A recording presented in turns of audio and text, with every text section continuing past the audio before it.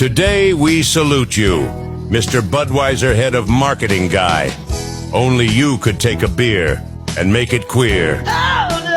20 years of amazing ad campaigns, and this is where we end up. Not gonna buy it. What the fuck were you thinking?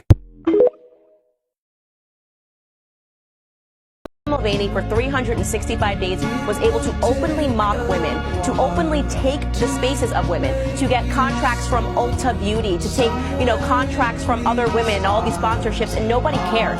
Until suddenly, Dylan Mulvaney traversed into a male space and it became unacceptable. Why? Because men don't tolerate this level of lies in the way that women do, right? We respond emotionally and not rationally.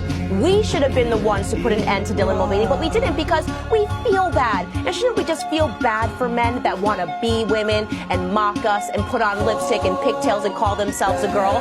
I think not, Tucker, but woke culture says yes.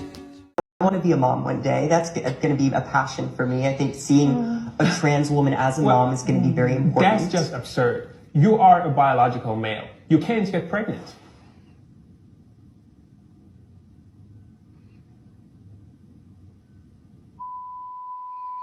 Hey man, do you have any beer here? Yeah, you want a beer? I'd take a light beer. Okay, we're gonna be allies. Yeah.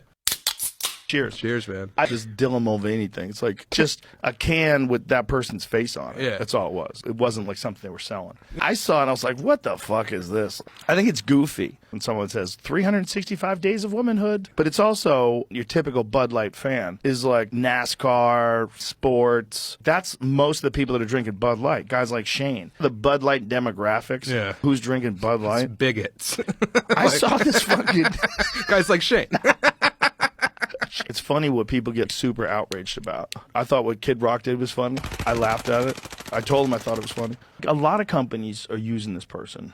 I get what they're doing, though. They're trying to get people that are popular. Also, she's pretty. I get it. No, I mean, I see nothing wrong. Good luck. Fuck Bud Light and fuck Anheuser-Busch. Have a terrific day.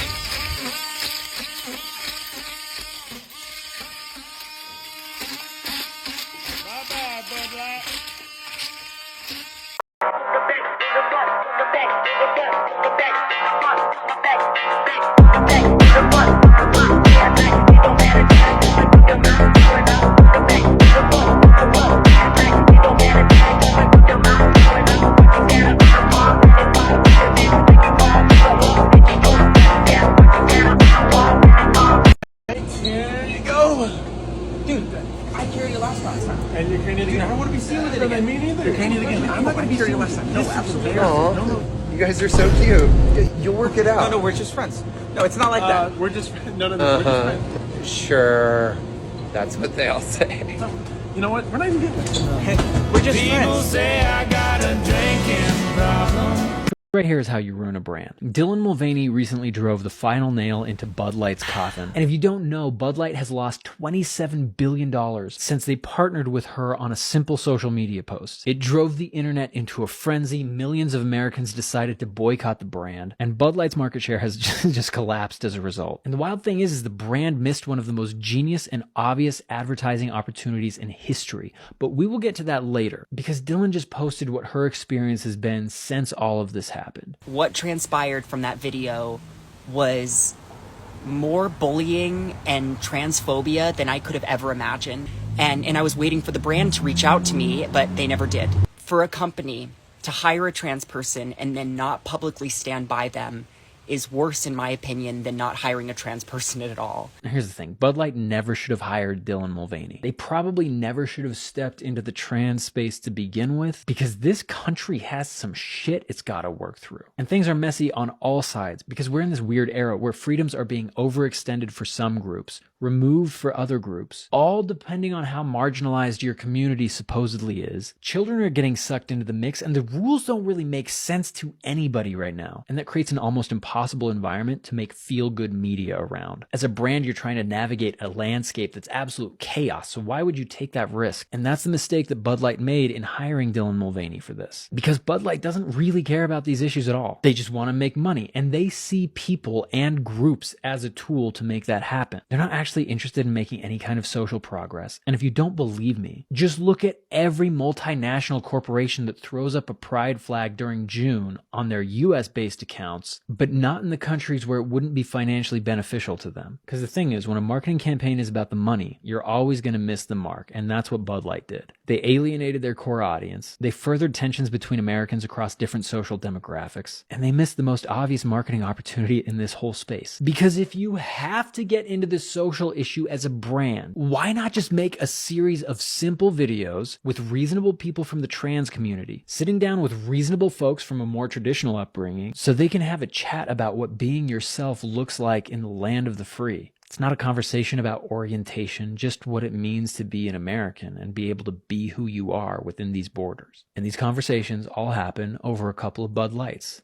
As the beers go down, so does the tension, and we wind up with good storytelling that makes people feel something, that has the power to change minds and move the country forward. And all the while, you get to solidify your already well-respected brand. But Bud Light didn't do that, probably because they were drunk.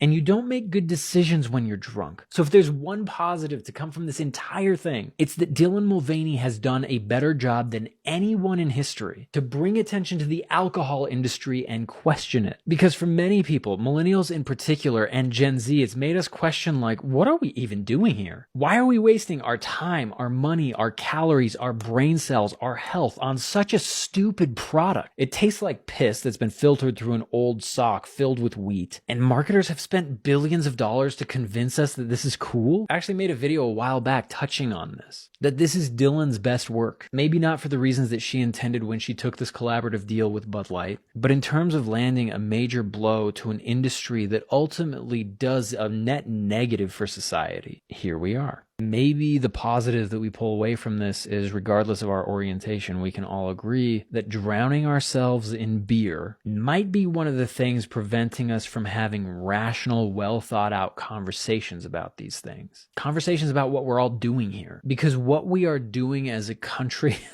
it's not working. It doesn't seem to be working out for us. And maybe we should all clear our heads, get sober, and just think about that for a minute. Bud Light has officially been dethroned as the best-selling beer in the U.S. AB InBev, the world's largest beer company, sells Bud Light, and it's been the best-selling beer in the U.S. for decades. But not anymore. Bud Light has been facing a months-long boycott over its partnership with trans influencer Dylan Mulvaney. They gave her commemorative cans for 365 days of womanhood. Possibly the best gift ever, a can with my face on it. Its sales have plummeted over 20%, and its market value has lost over $20 billion. New data show that the best-selling beer in the U.S. is now Modelo Especial. In the first 4 months of May, it sold $333 million worth of beer, compared to $297 million for Bud Light. Michelob Ultra, Coors Light, and Miller Lite were next. Light has partnered with transgender TikTok star Dylan Mulvaney, and some people are not happy about it, going as far as throwing out and destroying some of the brand's beer cans. One jarring response came from Kid Rock, who shared a video shooting cases of the beer. Bud Light weighed in on the backlash and said they partner with hundreds of influencers in a way to authentically connect with audiences across various demographics. We reached out to Dylan, but she did not respond to the request for comment. Hey babe, you want a beer? Sure, yeah. Bud Light, you know they're talking shit about this on the internet. Don't worry about it. All right. You know, I've had a long day. Make my day right here. Good.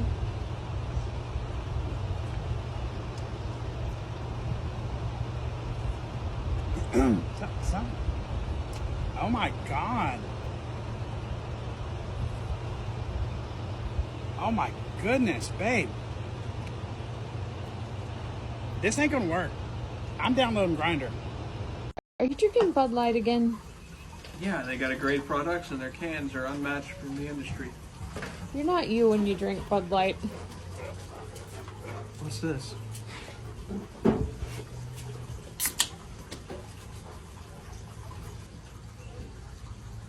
Oh, that's better.